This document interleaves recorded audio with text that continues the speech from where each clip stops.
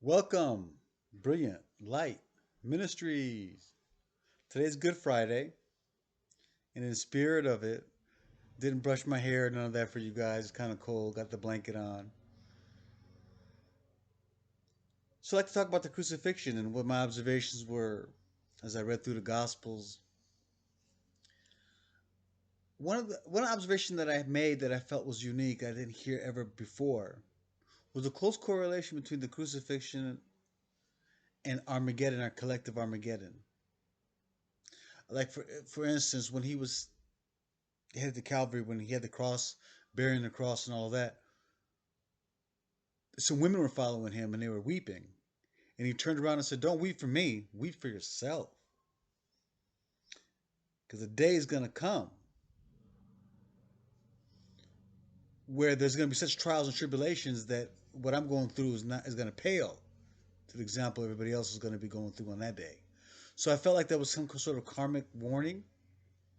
You guys are doing me like this, but but you know, uh, weep for yourself.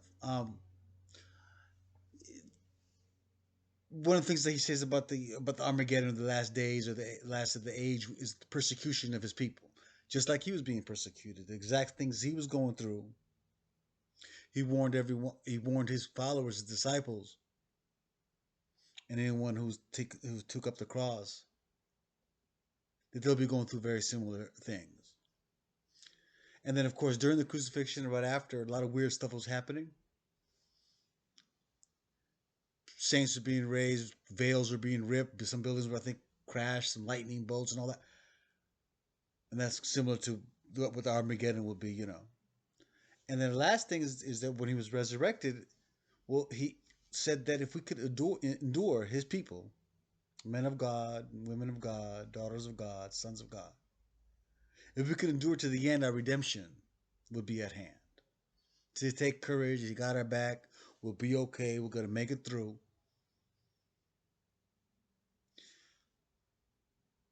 So I thought the similarities between his crucifixion and what we'll be going through, I believe, was very similar. Another observation I made as I read through the Gospels was theater. This is how a man of God moves in this world. He always seems to be showing.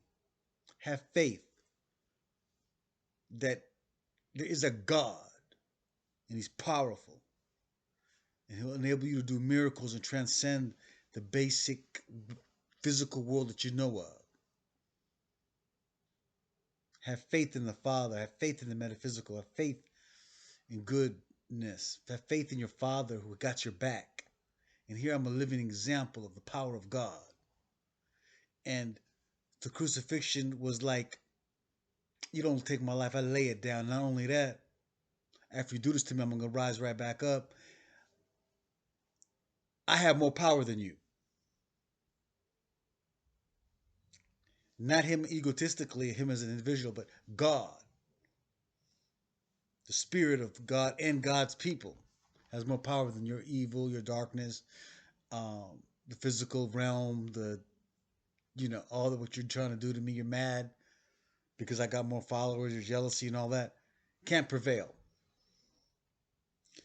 So I felt the crucifixion and his life was also just a theater for the believers to get their faith going, uh, to get an understanding of God and get an understanding of what the world is based on, and how the world will react, and preparing the world to deal with the eventual end of the age. So theater was a great thing I noticed about the gospel, the crucifixion. And the last thing, the greatest thing, the martyrdom. What greater martyr has there ever been than Jesus? Martyrdom in itself leaves a legacy, a spiritual legacy that lives beyond the physical death of a person. So when a person has been martyred, he becomes more effective than when he actually was around. And Jesus was the greatest example of that. So martyrdom also, Well, and something that I also believe in is, if you notice in the athletic world, when a record has been broken, another record is more easily broken. It's as if once you break an athletic record, a track run, whatever it is, it opens up it dissolves the block that can't be broken, and somehow it opens it up for everyone to break it. So it's almost as if we're collective, we're one mind. So if one of us do it, all of us has done it, then it makes it easier to go even further. So Christ, we're being one, and Christ ended up taking Earth's best shot, conquering it, and the way he conquered it would be forgive them, Father, for what they don't know what they do. So he was able to not allow hatred or anger and forgiveness, or bringing holiness into the situation. So basically, bringing holiness to overwhelm the darkness he was going through. So, in effect, conquering the world. So, in effect, we got that same degree of holiness in all of us. So, that was the message I got from reading the Gospels. You know, I guess I can go more deeper, but and there's so many other metaphysical points as I was reading throughout all the Gospels, as it concerns the crucifixion. There's all these weird things like him bleeding blood and prior to being put on the cross. Uh, I remember one of the Gospels, a naked man just ran up on him and ran away when Judas and them was snatching him up. Judas giving the kiss, and uh, you said you're looking for me, and then as soon as Jesus says, "Yeah, here I am," then all of them fall back, and that happened 3 times.